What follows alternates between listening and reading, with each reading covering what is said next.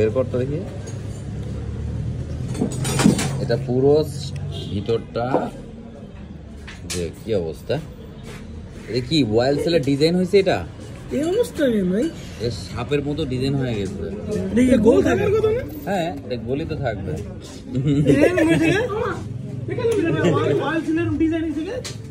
পুরো ভেসকা হয়ে গেছে গা ভিতরে, মানে এই জন্য গাড়ি পানি ঢুকতেছে ইঞ্জিনে। এটা MT-15,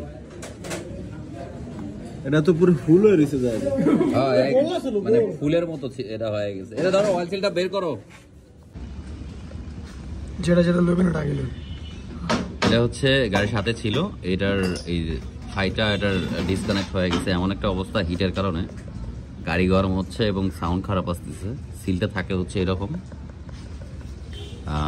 এরকম থাকে, আউটসাইড দেখাই এরকম, আর এই সাইড থেকে এই হচ্ছে অবস্থা।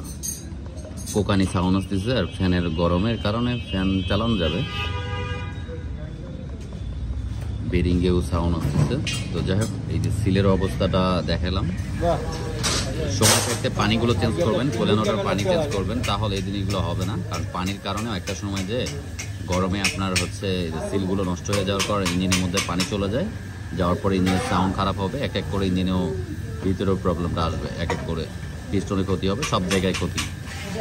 তো শর্টকাট ভিডিও দিলাম কারণ আপনাদের একটু স্মরণ করার জন্য দেখালাম যে অয়েল সিল থাকে এইরকম, এই সাইডে দেখায়, আবার এটা এখন হয়েছে দেখেন। তো অবশ্যই ভিডিওটা লাইক দিবেন, সাবস্ক্রাইব করবেন এবং পেজে যারা আছেন একটু ফলো করবেন।